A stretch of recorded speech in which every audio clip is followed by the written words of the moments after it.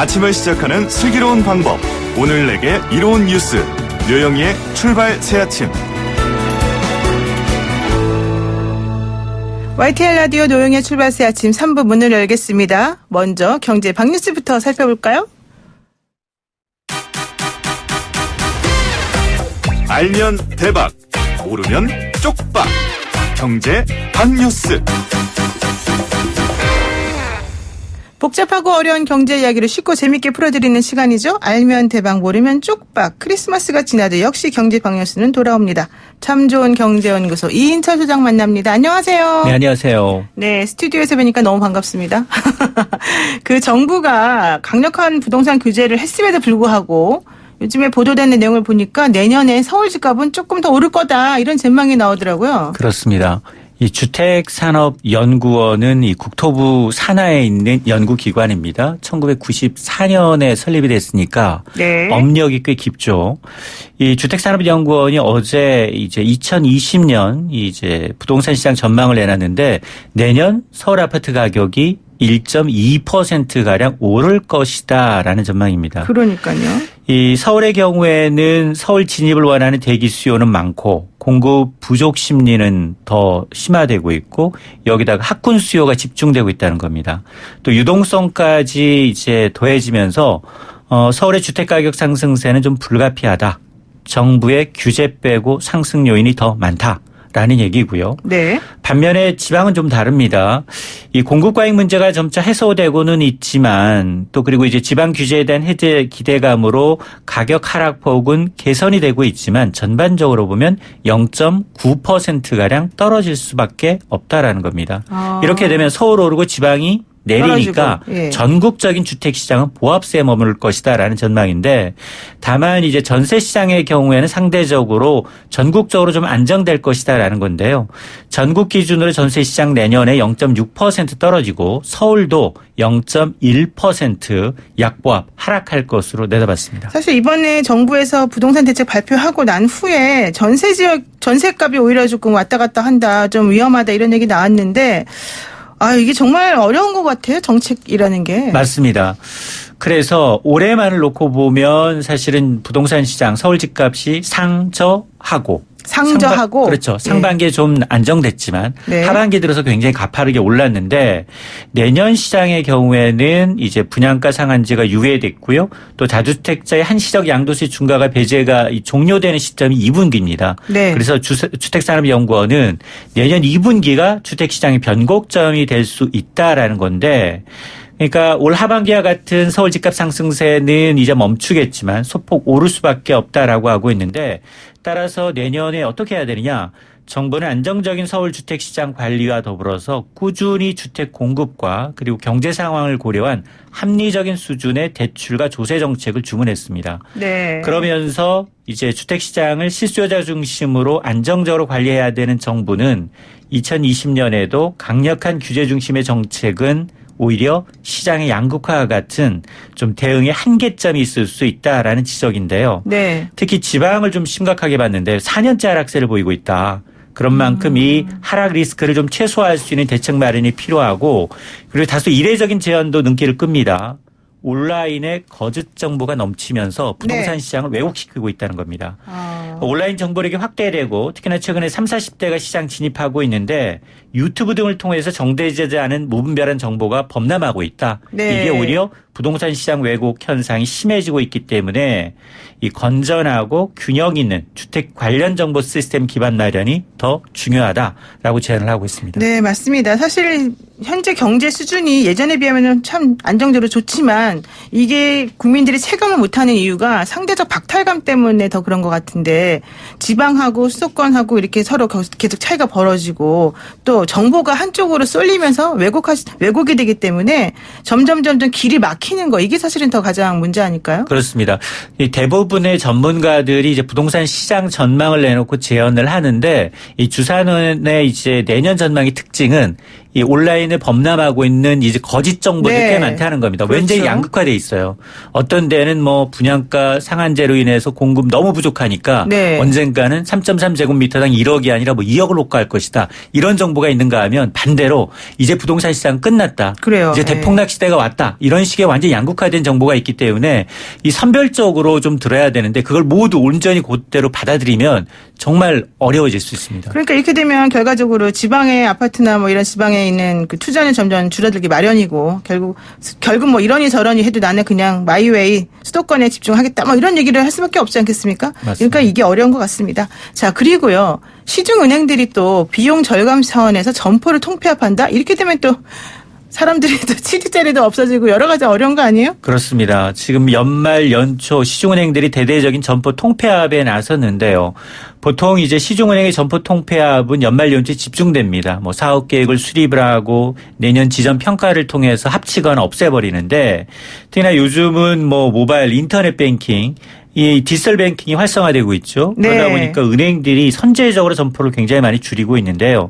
금융권을 따르면 이제 신한은행, 국민은행, KB하나, 우리, 농협 이 5대 시중은행이 이달부터 내년 초까지 국내 점포 89개를 통폐합합니다. 89개를요. 네. 서울에만 47개, 거의 절반 이상이 서울에 집중돼 있습니다. 점포 없애는 게. 네. 특히나 이제 국내에 가장 많은 점포를 든 이 국민은행의 통폐합 규모가 37개로 가장 많고 그 뒤를 하나은행도 35개 지점을 없앱니다.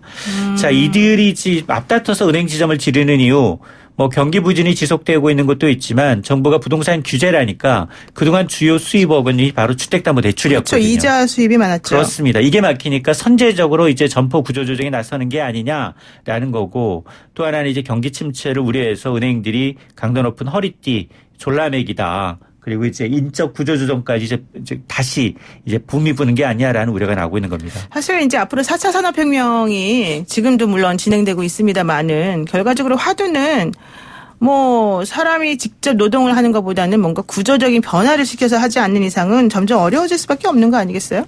여기다 그런 이제 제3의 부분. 인터넷 은행도 나타나고요. 그렇죠. 그러니까, 네. 그런 부분에 대해서 조금 더 우리가 좀 투자를 하고 신경을 써서 정부가 정책을 마련해주면 좋겠다 이런 생각이 듭니다. 자, 그리고요. 어제 나온 얘기 중에 또 깜짝 놀란 게 기름으로 튀기지 않아서 건강에 좋기 때문에 우리는 이걸 좀 사겠다라고 했던 에어프라이기 이게 오히려 발암물질을 유발할 수도 있다 이런 소식이었어요. 그렇습니다. 이 에어프라이기가 지금 거의 필수 가전 정도가 돼버렸어요. 그래서 저도 기름에- 살려고 그랬는데. 그래서 건강이 오히려 좋다고 하니까 사람들이 더 사는데 그렇죠. 문제는 이 에어프라이기로 소량의 감자를 장시간 오래 가열하면 발암물질이 나온다는 조사 결과가 나왔습니다. 한국소비자원이 이제 시중에 판매 중인 10개의 에어프라이기를 대상으로 조사한 결과인데요. 각 제품별로 사용 설명서가 있잖아요. 네. 사용 설명서 그대로 최대 조리 시간, 최소의 재료량을 놓고 냉동 감자를 200도씨 이상에서 가열했더니 최대 1720 마이크로그램 퍼 킬로그램의 이 아크릴 아마이드가 검출돼 있는데 이 아크릴 아마이드가 어떤 물질이냐? 네. 세계보건기구에서 인체발암 추정 물질로 분류하고 있는 겁니다. 그래서 유럽연합 기준은 이제 500이고 네. 국내 기준이 1000인데 이 1700 이상 1.7배 높게 나타나고 있다는 거죠.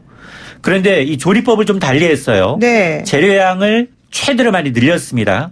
그랬더니 이땐 또 안전한 수준으로 내려왔다는 겁니다. 그러니까 조리법에 따라서 이제 발암물질의 양이 달라질 수 있기 때문에 네. 이 업체들이 안전한 조리법, 그 주의사항에 대해서 정보를 반드시 제공을 해야겠습니다. 사실 저도 그동안 에어프라이어기가 어떤지 몰라서 안 쓰고 좀 보고 있다가 사람들이 많이 써서 어제 내가 딱 살려고 했는데 그 뉴스가 터진 거예요. 그래서 아니 이렇게 되면 어쩌라는 말인가 생각이 들었는데 우리나라의 그 발암물질 관련된 기준이 유럽보다 더 적은데도 그거를 훨씬 뛰어넘네요. 뛰어넘는 거죠. 그렇습니다. 이렇게 되면은 도대체 뭘 먹고 어떻게 살아야 될지 주부 입장에서 매우 불편합니다. 굉장히 좋은 가전제품이지만 이 조리법에 대해서 상세하게 좀 알고 해야 그렇죠. 되겠습니다. 항상 네. 매뉴얼을 잘 지켜야 되겠네요. 네, 오늘 말씀 여기까지 듣겠습니다. 고맙습니다. 네, 감사합니다. 네, 지금까지 참 좋은 경제연구소 이인철 소장이었습니다.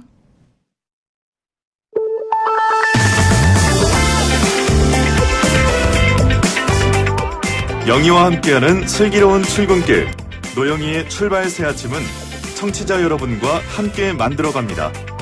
짧은 문자 50원, 긴 문자 100원에 유료 문자 샵 0945 우물정 0945로 문자 보내주시거나 유튜브 보이는 라디오 댓글창, YTN 라디오 어플리케이션 예스를 통해 여러분의 목소리를 들려주세요. FM 94.5MHz YTN 라디오 노영희의 출발 새 아침. 잠시 후 계속됩니다.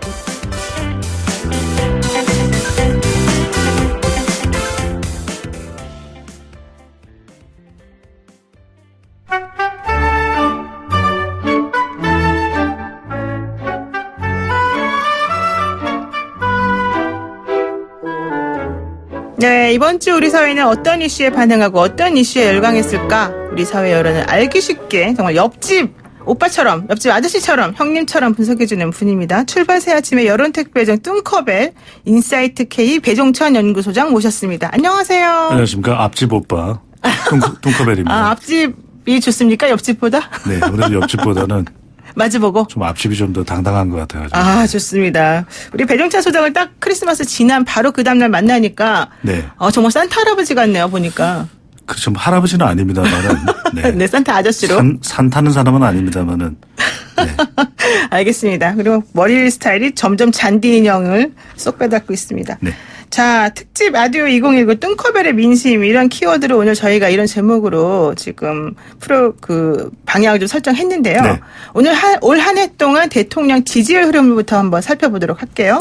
자, 우선 어떻습니까? 올 한 해 이제 오늘 마지막 코너니까요. 마지막 시간이기 그렇죠. 때문에. 올해는 마지막이죠. 올해는 마지막이니까. 예. 예. 그 대통령 지지율이 거의 변화가 없습니다. 아, 그래요? 예. 1월 초에 지지율 조사 결과를 보게 되거나 네. 봤거나 지금 조사 결과를 보더라도 거의 차이가 없는 어느 시기인지가 분간이 되지 않을 정도로 거의 대통령 지지율이 거의 횡보하는 형태. 그럼 완전 콘크리트 아닙니까? 네, 그 소리는? 40% 정도에서 이제 40%대에서 횡보했는데 지난 한 9월부터 10월 초까지가 약간 삐그덕했습니다. 그때가 그렇죠. 이제 조국 전 장관 사태 때. 논란이 아주 이제 정점에 다다랐을 때는 대통령 지지율이 조국 전 장관의 임명 여부와 관련해서 이제 동일시 되면서 이제 부정평가가 높아져서 30%대 진입하는 조사 결과도 있었는데 그 외에는 한결같이 거의 40%대 긍정평가 지지율이 나타났었는데 우리 YTN의 가장 최근 조사입니다. 리얼미터가 YTN을 받아서 지난 16일부터 20일까지 실시한 조사. 네. 전국 2,508명 무선전화 면접 및 유무선 RDD 자동응답 조사였고요. 표본오차 95% 신뢰 수준 플러스 마이너스 2.0%포인트 응답률 4.4%. 자세한 사항은 중앙선거 여론조사 심의위원회 홈페이지에서 확인 가능합니다. 문재인 대통령의 국정 수행에 대해 물어보았는데요. 네. 긍정 47.8%, 47.6%, 네. 부정 48%.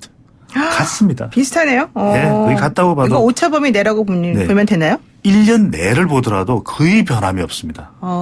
그런데 이 긍정 평가의 수치만큼이나 부정 평가가 나온다는 건 이제 또 부합이 되는 부분이거든요. 그거는 어떻게 해석을 해야 되는 그래서 거예요? 1년 내내 이 진영 대결 이야기가 계속 나왔던 이유고 그만큼 이제 문재인 대통령은 지난 정부에서도 콘크리트 지지층 이야기가 있었는데 네. 문재인 대통령은 철근 콘크리트 지지층 아닌가. 철근 콘크리트 네네. 지지층. 철근 콘크리트 지지층 이런 이야기가 나올 정도로 한결같이 한 40%대 가까이 유지가 됐는데 네. 특히 누가 이 핵심 지지층인가 호남 지역적으로는 세대는 40대 90년대 학번입니다. 노 변호사님이 90년대 학번이시죠. 그거는 제가 밝히기 곤란하고요. 네. 그러니까는 호남의 시크릿입니다. 90년대 그 학번들의 연령층 그렇게 네. 되면은 50대, 40대 이런 분들인가요? 아닙니다. 40대가 이제 3, 4, 50대가 대통령 지지율이 상당히 높게 나타난 결과가 나타났었는데 네. 특히 이제 가장 핵심의 지지층은 진보층이었습니다. 진보층이요. 그러니까 이념적으로 진보층 유권자 국민들에게 견고한 지지를 받고 있다라는 것.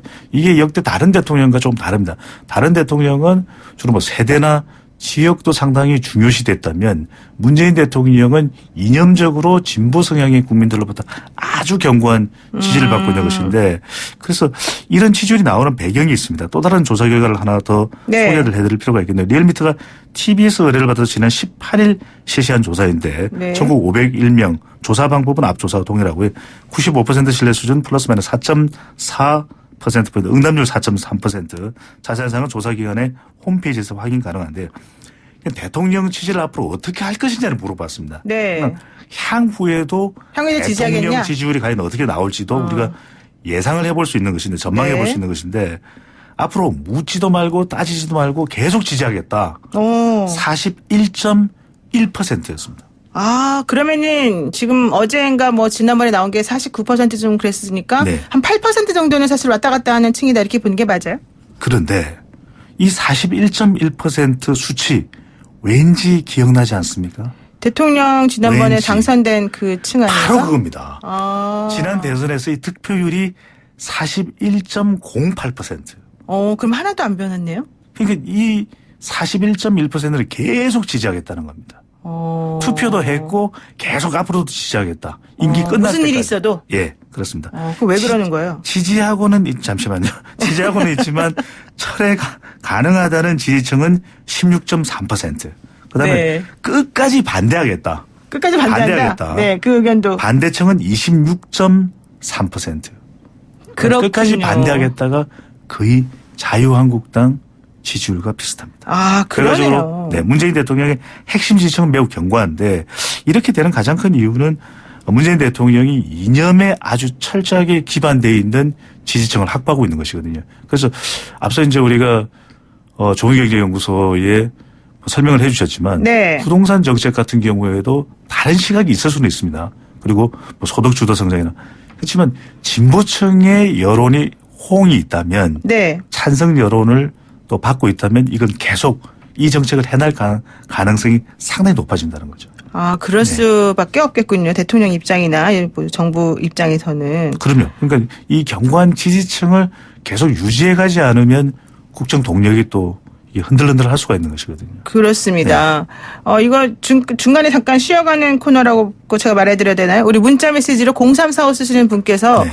소장님 가수 백이성 씨와 무슨 관계입니까? 두 분이 너무 이런 얘기 보내셨고요. 네. 아직 답변하지 마세요. 네. 그다음에 현리님이라고 우리 유튜브에 계시는 분께서 배동찬 소장님 맨날 목도리를 하셔서 조금 그러네요. 목도 짧으신데 이렇게 보내셨습니다. 네. 첫 번째 이제 대답 안 하시네. 실제 제가 가수 백이성 씨를 만났는데 서로 네. 깜짝 놀란 거예요. 서로가 똑같으세요? 서로가 보면서 이게 거울인가? 거울인가? 네네. 그다음에 뭐 근데 원래는 친척은 아니신 거예요? 전혀 아닌데 네. 서로 깜짝 놀랐습니다. 근데 이제 일각에서는 백이성보다는 위원장을 좀 더 닮았다. 무슨 위원장이요? 네. 그거 제가 좀 추가 설명을 하자면. 알겠습니다. 예. 네, 두 번째 뭐였죠 질문이? 목도리. 목도리. 목도 짧은데 왜 목도리 이게 자꾸 하느냐? 목이 쉬더라고요. 목이 이렇게 자꾸 감기 걸린 그래서 목도리 동마뱀처럼 이러고 있으면 목이 괜찮아서 우리 또 출발세 아침 최고의 프로그램이기 때문에 제가 철저한 준비가 필요해서 그렇습니다. 이렇게 하고 있다는 점. 역시 네. 우리 프로그램 아끼기 때문에 목이 짧아 보여도 어쩔 수 없이 하고 있다는 그런 네. 얘기였습니다. 자, 그 다음 포인트로 넘어가겠습니다. 그렇다면 대통령 지지율은 그렇다고 치고 자, 올 한 해 정당 지지율에서는 또 어떤 특징이 있습니까? 대통령 지지율에서 한 가지 포인트만 더 그래요? 설명드리면 예. 북한 관련된 이슈들도 상당히 많았잖아요. 네, 또 그게 변수라면서요. 경제 이슈도 부동산도 있기도 한데 문재인 대통령 지지율에 아주 또 독특한 특징이 있습니다. 무슨 특징이 그러니까 있어요? 대통령 지지율에 영향을 주는 것은 세 가지 변수거든요. 네. 경제, 북한, 공약. 그러니까 경복궁이라면서요. 경복궁이 네. 경복궁 아닙니다. 네. 근데 대통령 지지율에 거의 북한 이슈와 경제 이슈는 별로 영향을 못 줘요. 수치적으로. 그러니까 어떤 일이 있다 하더라도 계속해서 유지가 되고 오히려 검찰개혁과 같은 이 개혁 이슈가 대통령 지지율에 절대적인 영향을 주고 있다는 것도 역대 대통령과는 상당히 좀 다른 부분으로 해석을 할 수가 있겠습니다. 그런데도 퍼센테이지는 똑같다는 거잖아요. 그러니까요. 거의 영향을 주지 않아요. 되게 이상하네요. 근데 네, 뭔가가. 아주 특징적인 대통령 지지율입니다. 독특한. 그렇습니다. 역대 대통령 하는데 정당 지지율을 살펴보면은 오늘 1년간 결산을 하는 건데 정당 지지율도 거의 변함이 없습니다. 한국 갤럽 기준으로 보더라도 네. 1년치를 보여주는 자료가 있거든요. 이걸 보면 이거 뭐지 이게? 누가 실수를 했나? 네. 할 정도로 거의 똑같습니다.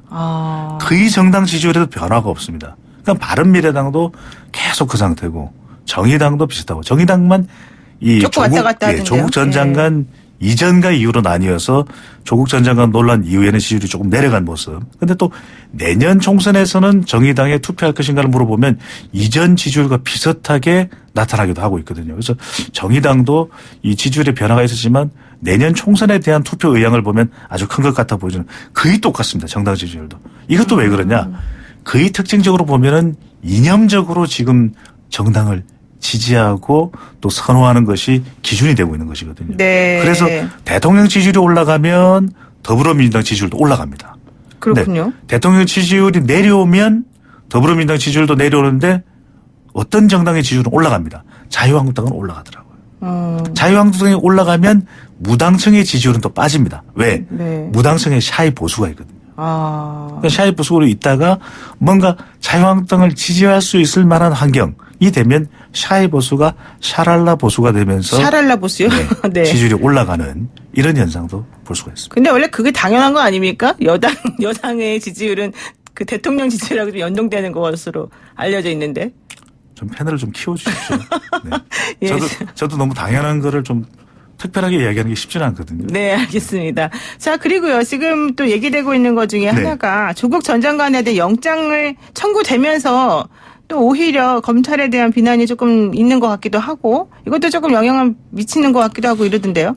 그러니까요. 이 이슈도 영향을 줄 겁니다. 그러니까 지난 조국 전 장관 논란 때 보면 초기에 오히려 대통령 지지율이 더 올라가는 현상이 있었거든요. 네, 그렇죠. 지금처럼 검찰과 대통령의 대결 구도가 될 경우에 오히려 지지층들은 또 더 결집하는 현상으로 나타날 수가 있는데 결국 열세를 지고 있는 것은 중도층일 겁니다. 가장 좀 객관적으로 현재 논란이 되고 있는 부분을 보려고 하는데 과연 검찰이 지나친 부분이냐 아니면은 좀 뭐 실체가 있는 것이냐. 그래서 객관적으로 이 구속영장 발부와 관련해서 어떤 결과가 나오느냐도 중요할 테고요. 또 더 중요한 건 실제의 혐의가 있는 게 맞는 것이냐 아니면 좀 더 지나친 좀 정치적인 검찰, 정치적인 수사가 이루어진 거 여러 가지 시각이 나뉘어져 있지 않습니까? 네. 이 결과에 따라서도 대통령 지지율의 중요한 변수가 됩니다. 그래서 이제 올해는 이렇게 대통령 지지율과 정당 지지율이 유지가 됐다면 내년에는 변화가 예상됩니다. 왜냐하면 어떻게 해요? 예. 올해는 북한 이슈도 큰 변화는 없어요. 계속해서 이 북미 관계는 좀 악화 일로였는데 네. 내년 되면 이게 좋아질 수도 있고 조금 더 나빠질 수도 있고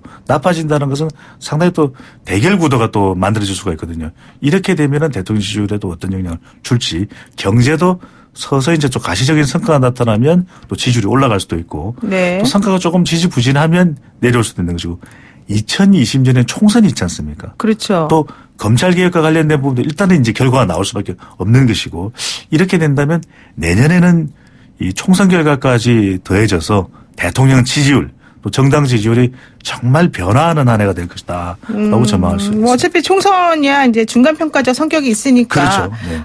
그 결과가 어떻게 될지 좀 봐야 되는데 총선에 대해서도 말씀하셨는데도 중간평가 성격인데 이 중간평가가 이 진보 그러니까 진보 여당 쪽에 대한 심판인지 네. 아니면 보수 야당에 대한 심판인지 아직 이것도 완전히 판가름 나지 않았거든요. 그래서 오히려 전국 그 안정적인 운영을 위해서 힘을 좀 실어주자 이렇게 또 나타날 수도 있고 한편으로는 그동안 경제, 북한 또 개혁 성과가 좀 미진했기 때문에 네네. 우리 이 부분에 대해서 평가하는 그런 선거의 성격도 가질 수가 있겠죠. 그 요즘에 가장 쟁점이 되고 있는 것 중에 하나가 이제 크리스마스를 지나면서 선거법, 네. 공수처법 뭐 이런 거잖아요. 이런 것들이 영향을 또 미칩니까? 미칠 수 있습니다. 그러니까 이제 이건 양쪽으로 나타날 수가 있는데 뭐 선거법에 대해서 국민들이 잘 모르더라고요.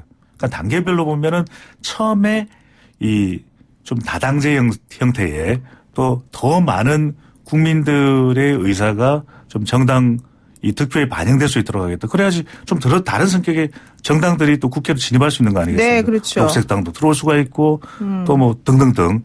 이렇게 되면서 오히려 그 취지에 대해서는 공감하는 것으로 나타났는데 시간이 지나다 보니까 너무 어려워지는 거예요. 뭐 4+1, 3+1 이러다 보니까 국민들이 너무 어렵다. 좀 부정적인 시각으로 나타나고 이게 또 국회의 정치권의 밥그릇 싸움 아니냐. 이렇게 나타나면서 좀 부정적인 시각인데 반면에 공수처 선거법과는 달리 검찰개혁법안에 대해서는 상당히 찬성 여론이 높은 편이거든요. 네. 그래서 두 가지 법안에 대한 좀 국민들의 시각은 다소 차이가 있다라고 하는 것. 근데 이렇습니다. 이 선거법과 관련해서 이제 그 지금 더 핵심적으로 떠오른 건 비례한국당이거든요. 그렇죠. 미성정당과 비례한국당. 관련된 네. 부분. 이 부분이 과연 지역구 선거에 어떤 영향을 미칠 것인가. 왜냐하면 비례한국당이 탄생하게 되면 실질적으로 정당 투표를 할 때는 영향을 줄 것인데 자칫 이것 때문에 지역구 선거에 후폭풍이 있는 것 아니냐. 과거에도 우리가 선거를 보면은 영남에서 있었던 논란들이 또 선거 때 되면 수도권 판세에 영향을 줬었거든요. 아, 그래요? 그랬죠. 그래서 이런 것들 자체가 또 선거법의 후폭풍이 되지 않겠느냐. 그래서 과연 이 비례 이 위성정당이 생기느냐 안 생기느냐. 그리고 그것을 바라보는 민심은 어떻게 작동되냐. 이게 또 매우 중요한 또 변수가 될 수 있는 사실 지방선거 지난번에 있었던 지방선거에서는 그 대구 경북 뭐 PK 부산 네. 쪽 이런 쪽에서 민주당 라인을 지지하고 대통령을 지지하는 세가 높았기 때문에 지방선거에서는 여당 쪽이 좀 유리했는데 이번에 총선은 그렇죠. 또 좀 안 그러죠? 안 그럴 것 같죠? 예. 지난 지금 이제 지방선거 때의 판세를 우리가 다시 한번 더 소환하는 이유는 여러 가지 의미가 있습니다. 네. 그때의 중요한 변수가 무엇이었느냐. 또 하나는 지금 울산이 쟁점이거든요. 울산요. 그렇죠. 예, 울산 선거가 하명 선거 관련해서. 과연 예. 그런 정치적인 뭐 개입이나 또는 수사가 선거에 결정적이었느냐. 네. 아니면 사실 이미 다른 변수가 압도적인 영향을 미쳤느냐. 근데 지난 지방선거 보면은 6월이었잖아요. 2018년. 네. 근데 그때 보면은 대통령 지지율이 열리를 했던 거예요. 바로 전날에는 북미 정상회담이 싱가포르에 있었었거든요. 그런 고공인 대통령 지지율이 7, 80%였습니다. 사실상 너무 높았죠, 사실은 근데. 대통령 지지율을 보고 다들 그냥 묻고 더블로 가. 이렇게 해서 거의 뭐 2배 정도 차이를 낼 때였거든요. 그렇기 때문에 그 당시에 대통령 지지율이 사실상 모든 압도적인 영향이었다면 그것을 넘어서는 변수는 없었을 테고. 근데 이제 이번 이제 다가오는 총선은 다른 거죠. 그렇죠. 대통령 지지율이 이제는 고만고만한 상태거든요. 그렇기 때문에 또 선거법도 개정이 됐고 과연 대통령 지지율이 압도적인 영향을 못 주는 선거에서 과연 어떤 결과가 나올 것이냐. 이 점도 상당히 중요한데 그래서 내년 선거는 무엇보다도 여당은 단일 후보 또 범진보 진영은 단일화를 통해서 단일 후보가 나올 가능성이 높다면 이렇게 좀 쪼개져 있는 이 보수 특히 야당들이 네. 과연 단일 후보가 될 수가 있느냐. 이게 관건인 거죠. 그래요. 네. 지금 그 김부겸 민주당 의원 같은 경우 대구 수성 갑이 그렇죠. 지역구인데 그분 같은 경우는 31년 만에 선거에서 이겼다. 그런데 특히 그때 62.3%인가 이렇게 엄청 높은 퍼센테이지로 당선이 됐단 말이에요. 그렇죠. 그런데 지금 분위기는 어떠냐고 제가 이제 여쭤봤더니 뭐 힘들다 뭐 이런 얘기 좀 하시더라고요. 그렇게 또 하는 데다가 권성동 의원, 한국당 권성동 네. 의원이 울산 뭐 부산 제주까지 지금 또 청와대에서 총선에 개입했다 지난번에 뭐 이런 얘기를 하면서 또 분위기를 조금 다르게 만들려는 시도가 있는 것 같기도 하고 어때요? 그렇죠. 지금 이제 대구 경북도 판세가 상당히 지방선거 때와는 달라졌거든요. 네. 그때는 대통령 지지율도 높았고 심지어는 구미에서도 구미시장이 더불어민주당이 될 정도로 민주당의 지지율도 좀 탄탄했었는데 내년 총선을 바라본다면 지금 이 선거 개입 의혹 네. 이 논란도 계속 진행이 된다면 길어진다면은 또 선거에 영향을 줄 수도 있고 그때와는 상당히 판세가 달라졌다라고 하는 것. 적어도 TK 지역 선거에는 상당히 또 영향을 줄 수 있을 걸로 보입니다. 네. 자, 그리고요. 그러면 차기 대선 후보는 네. 어떻게 지금 전망하세요? 지금 이낙연 총리가 가장 앞서가고 있거든요. 이제는 그렇죠. 이번 선거에 선거에 나오신다는 투입되는 건 거잖아요. 확실시되고 있지 않습니까? 네. 그렇다면은 과연 이번 선거에서 이 다가오는 총선에서 어딘가로 출마를 해서 당선된다면 비례는 사실 지금 가능성이 높지는 않거든요. 왜냐하면 비례대표 의석을 많이 확보할 수가 그렇죠. 없는 더불어민주당의 네. 속 사정이기 때문에 그렇다면 종로로 나간다. 그러면 황교안 대표와 빅매치가 되느냐.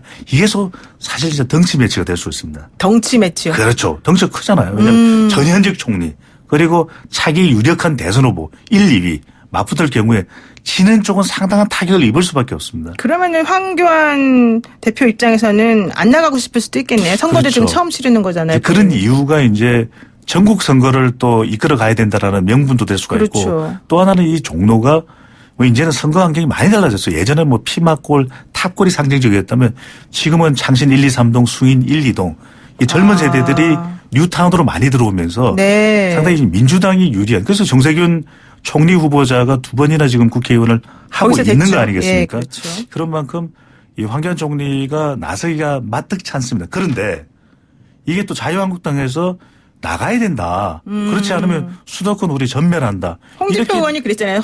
험지로 나가라 막 그랬잖아요. 그렇죠. 이렇게 되면 또 안 나갈 수도 없습니다. 황교안 대표가 적어도 나가줘야만 전체 수도권 판세가 또 영향을 줄 수 있기 때문에 이런 당의 요구가 있고 특히 전 중요한 게 지지율 기준이다. 왜? 좀 지지율이 넉넉한 한 30%대가 되면 좀 여유를 부릴 수 있을 텐데 수도권 지지율이 20%대 초반이다.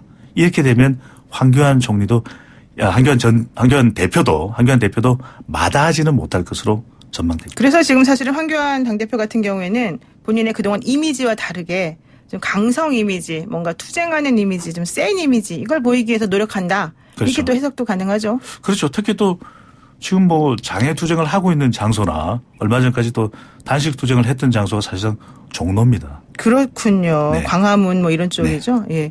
아, 좋습니다. 자, 이제 마지막으로 경제 이슈와 부동산 관련 여론도 좀 한번 볼까요? 네.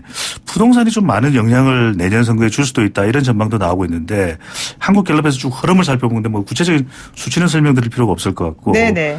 향후 1년간 또 집값이 오른다라고 하는 전망이 또 높게 이렇게 추세로 나타나고 있는 것을 발견할 수가 있거든요. 그런 만큼 이 부분이 수도권에는 특히 서울에는 영향을 줄 수도 있다. 왜? 뭐 시각은 다를 수가 있습니다. 한쪽에서는 이제 부동산 안정을 위해서 우리가 좀 겪어야 되는 뭐 성장 통이다, 과정이다 이렇게 이야기를 할 수 있는데 정작 이게 공시지가가 높아지고 재산세를 내야 되는 사람들이 부담이 되면 이것 또한 선거에 영향을 줄 수가 있거든요. 그런 만큼 이번 부동산세가 과연 선거에 미치는 파장은 어느 정도일지 좀 가늠해 볼 필요가 있다는 이야기도 나오고 있습니다. 근데 뭐 부동산 종부세 같은 경우는 전국적으로 내는 사람이 이렇게 퍼센티지가 많지 않으니까 그렇죠. 오히려 그렇죠. 서민을 위한 정책으로는 좀 성공하고 있다 이런 얘기도 나오던데요. 바로 그 부분입니다. 그래서 대통령의 지지율이 지금 견고하게 유지되고 있는 것이 진보층의 정말 압도적인 핵 지지층이 되고 있는 것이거든요. 네. 그런 만큼 이것 정책 자체를 갖다가 바꿀 수가 없다라고 하는 것. 또 하나의 학습 효과는 노무현 대통령 때 잠깐 주춤했었어요. 네, 맞아요. 그러면서 네. 오히려 대치기를 당했던 것만큼 이번만큼은 끝까지 이 간다. 정책을 끝까지 간다. 이런 이야기가 나오는 배경이 되고 있죠. 그렇군요. 하여튼간 뭐 지금 당장 점칠 수는 없겠습니다만 여러 가지 점을 종합해서 내년 흐름을 어떻게 이어갈 수 있을지 바꿀 수 있을지 다들 각자 계산이 좀 다를 것 같네요. 네, 오늘 말씀 여기까지 듣겠습니다. 고맙습니다. 감사합니다. 네, 지금까지 인사이트 K의 배종찬 소장이었습니다. 네, YTN 라디오 94.5MHz 노영의 출발 새 아침 3부 여기서 마치고요. 4부에서 뵐게요.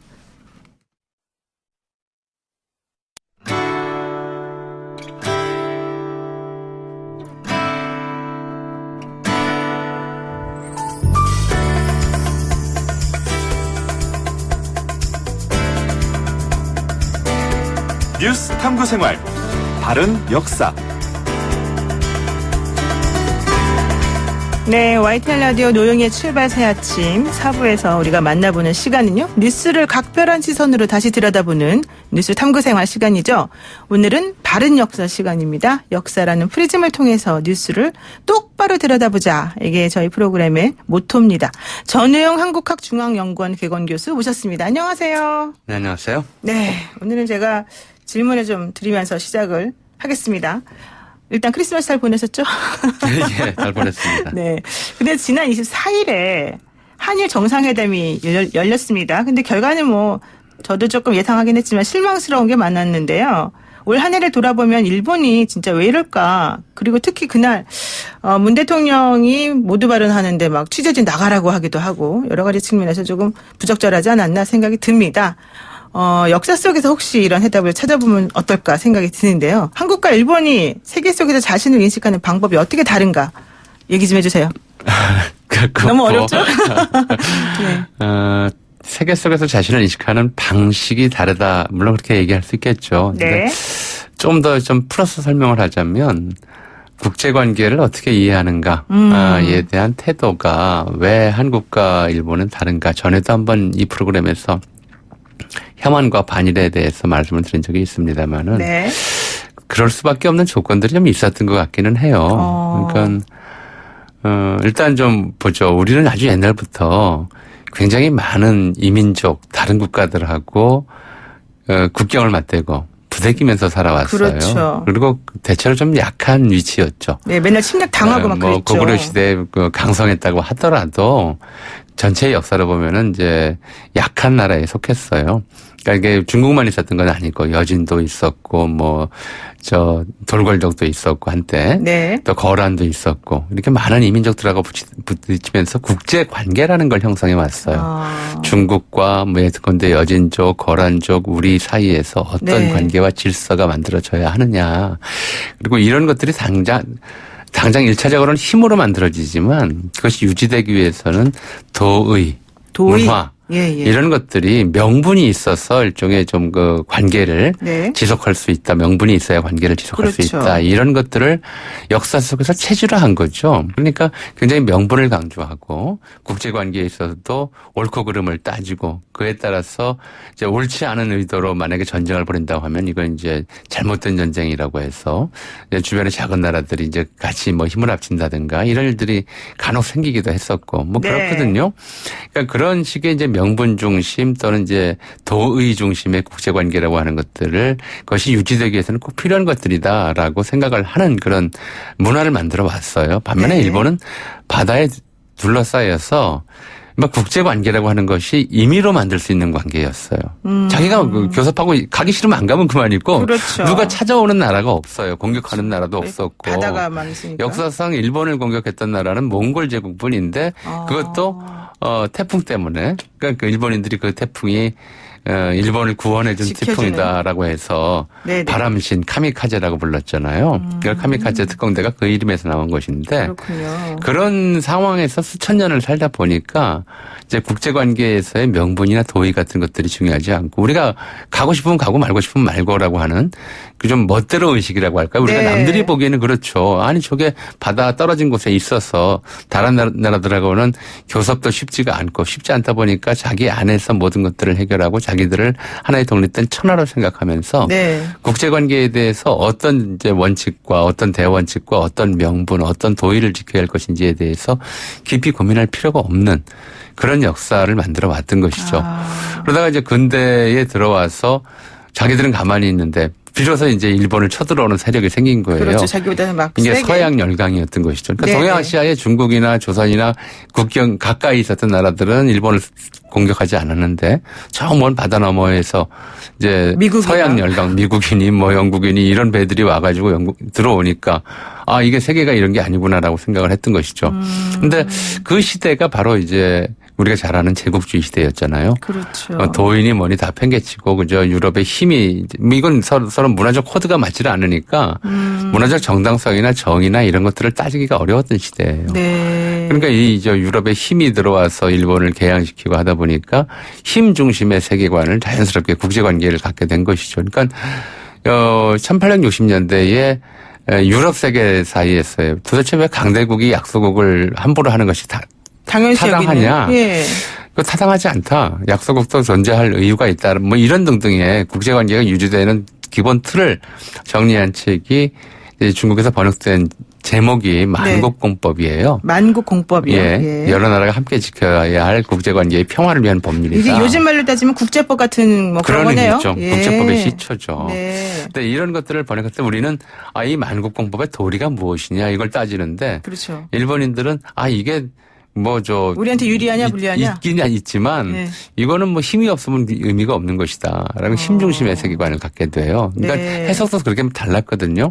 이런 것들이 나중에 뭐 이토 히로부미와 안중근 의사의 의식 뭐 나중에 말씀드릴 수 있을지 모르겠습니다만은 같은 동양 평화를 얘기하면서도 다른 방식으로 접근하는 차이를 나누는데요. 어쨌든 일본이 왜 그러느냐라고 하는 것은 첫 번째로 이제 고립된 생활을 오래 했었다라고 하는 것이고요. 네. 두 번째로는 사실은 이제 우리 사회에서도 가만히 보면 이렇게 우기기에 능한 사람들이 있어요. 맞아요. 대체로 예. 보면 힘이 있건 없건 본인의 힘이 있건 없건 힘이고 정의다라고 생각하는 사람들은 자기의 논리에 아무리 말이 안 되는 이야기를 남들이 도대체 납득이 안 되는 이해가 안 이야기들을 돼도, 예. 라고 받아들여도 계속해요. 확신적으로 하더라고요. 예. 그게 이제 힘에 대한 일방적인 숭배, 자기가 힘이 있거나 힘 있는 자와 한 편이다라고 생각을 하게 되면 네. 도덕이니 도의 명분이니 안 따지고 마구잡이로 자기 주장만 반복하게 되는 거죠. 어떻게 보면 지금 일본과 한국 사이에 이게 나타난 이제 이런 현상적인 문제들은 사실 대법원 판결부터 우리가 좀 거슬러 올라가서 살펴보자면 네. 대법관들도 고심을 많이 했을 거예요. 많이 했겠지만 사실 이 문제는 국권 또는 국가의 이제 권리, 국가 간의 뭐 이제 협정 이런 걸 뛰어넘는 보편적 인권의 문제가 있다라고 하는 판단을 했던 것이고 이것이 이제 세계 국제관계, 현대의 국제관계를 이끄는 기본 이제 도리다, 명분이다. 라고 하는 거였잖아요. 그러니까 네. 국가가 임의로 개인의 인권을 침해할 수 없다. 라고 하는 것이 현대의 대원칙이잖아요. 뭐 노 변호사님 워낙 이제 법정에서 많이 겪어보시는 일이겠습니다만은 네네. 또 그런 원칙에 맞게 시대의 추이에 맞게 법원이 전형적으로 판결한 거라고 좀 보는데 네. 일본이 그걸 받아들이지 않는다는 거죠. 그 일본들의 주장에 따르면 지금 일본이 우리 정부에 요구하고 있는 것은 뭐냐면 한국인들의 인권 문제, 이게 인권을 중심으로 해서 인도주의의 원칙에 따라서 판결한 것 자체를 국가가 뒤집어라. 한국인들의 인권 주장을 하지 못하게 해라라고 하는 거잖아요. 이거 반인권적 주장이거든요. 삼권 분립을 또 무시하죠, 우리나라. 삼권 분립을 무시할 뿐만 아니라 기본적으로 반인도주의적이고 반인권적인 주장이에요. 다른 나라에 대해서 너희 국민의 이른바 자기 인권, 자기 개인의 피해를 복구하기 위한 모든 시도를 니네 정부가 알아서 억눌러라 이런 이야기잖아요. 그러니까 이게 보니까는 일본 같은 경우는 똑같은 잘못을 저지른 중국과 예. 대한민국에 대한 태도가 완전히 다르지 않습니까? 예. 그게 바로 지금 교수님 말씀하시는 그 부분인 거죠? 그렇죠.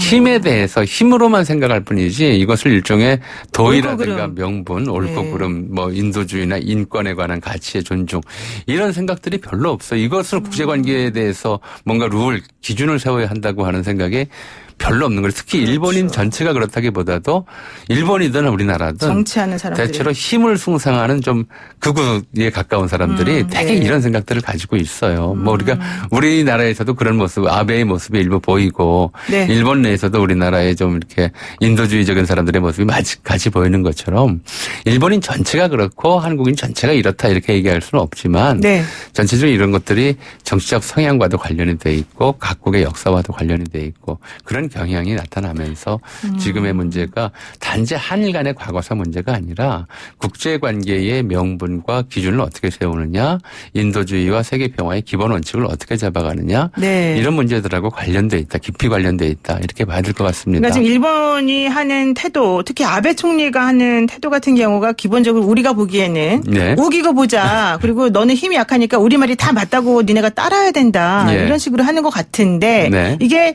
일본이 계속해서 그 좀 세계에서 영향력이 있다고 생각하는 한 네. 실제 영향력이 있든 없든 간에 생각하는 한 우리나라에 대한 태도를 바꾸지 않을 거다. 이렇게 보여지네요. 그러면. 일단 좀 아베 정권 자체의 속성의 그런 면들이 좀 있다라고 하는 게 그렇죠. 첫 번째고요. 네. 두 번째로는 이제 다시 한 번 더 거슬러 올라가 보죠. 일본의 수출 규제가 시작된 직후에 우리나라 언론들이 어떻게 반응했는지 보시면 좀 답이 나올 거예요.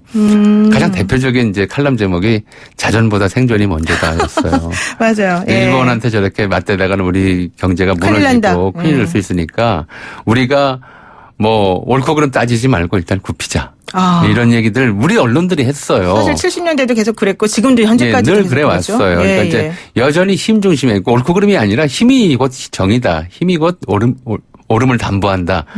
이런 식의 생각을 아직도 하고 있는 거거든요. 아니 그리고 그러니까 일본에 대해서는 무조건 우리가 계속해서 져 왔기 때문에 져야 된다 이런 혹은 또 우리가 질 것이다 이런 예. 패배주의가 좀 있는 거 아닙니까? 그리고 설사 진다 하더라도 110년 전에 우리 의병을 했던 우리 선조들은 그렇게 얘기를 했어요. 그죠?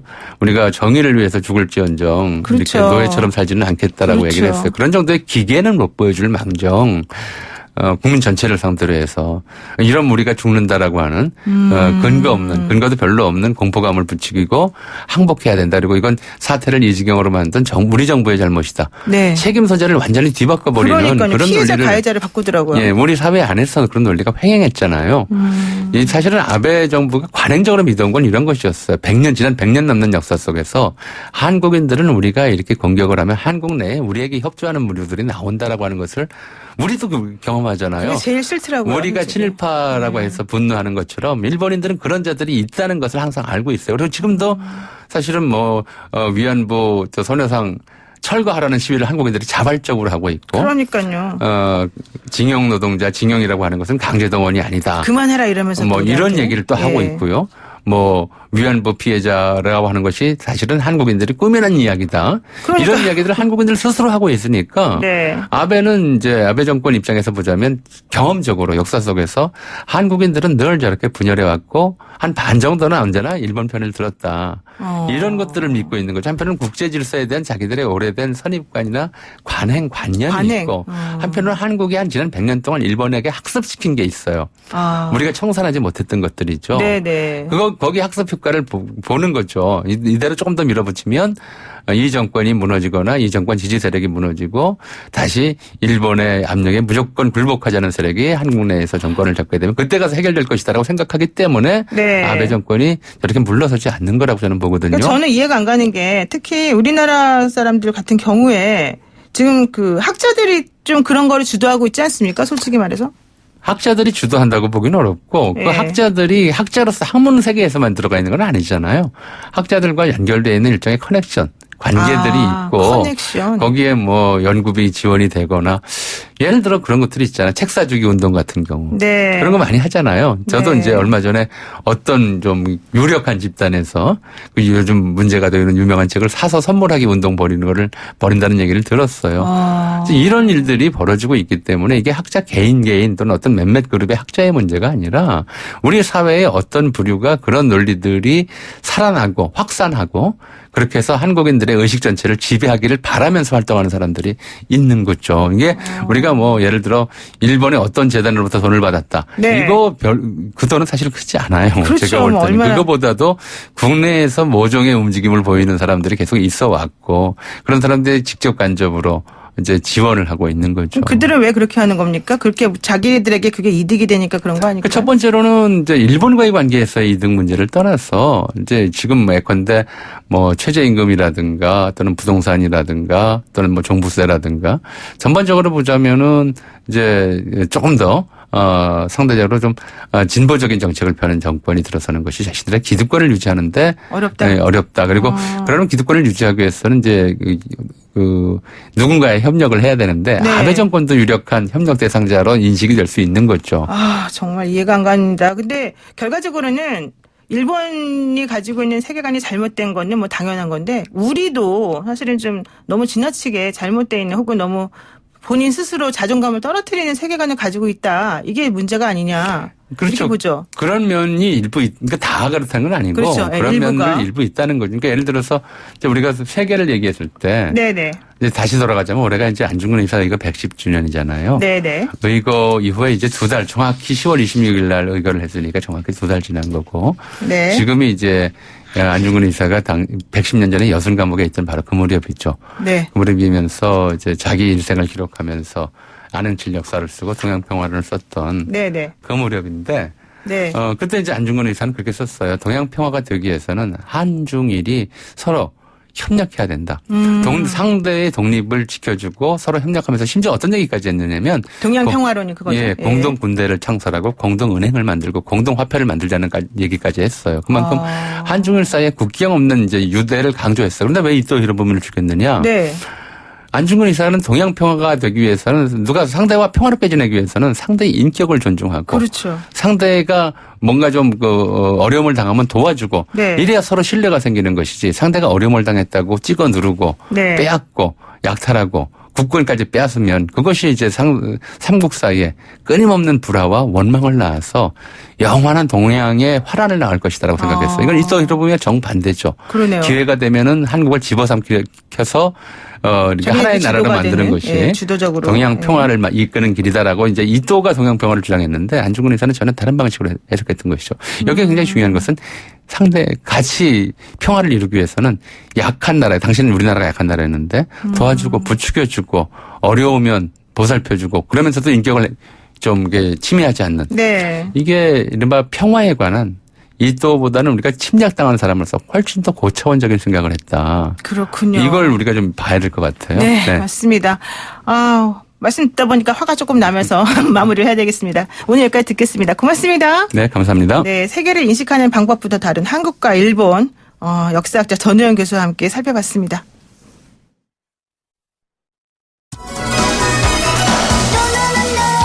네, 7710 쓰시는 애청자분, 한일 관계 해법은 평화적 남북 통일로 우리 힘을 키우는 것이라고 생각합니다. 이런 말씀 주셨는데요. 오늘 전우영 교수가 일본 아베 정권에 대해서 꼬집은 말도 이겁니다. 옳고 그름이 아니라 힘이고 정의라고 생각하는 일본, 우리가 앞으로 어떻게 해야 될지 생각해보면 정치를 파워게임이라고 하는 이유가 설명이 되기도 하죠. 권력이 되기도 하고 차리게 되기도 하는 그 파워. 노영의 출발새 아침, 내일 아침 7시 정각에 변함없이 슬기로운 내용으로 찾아뵙겠습니다.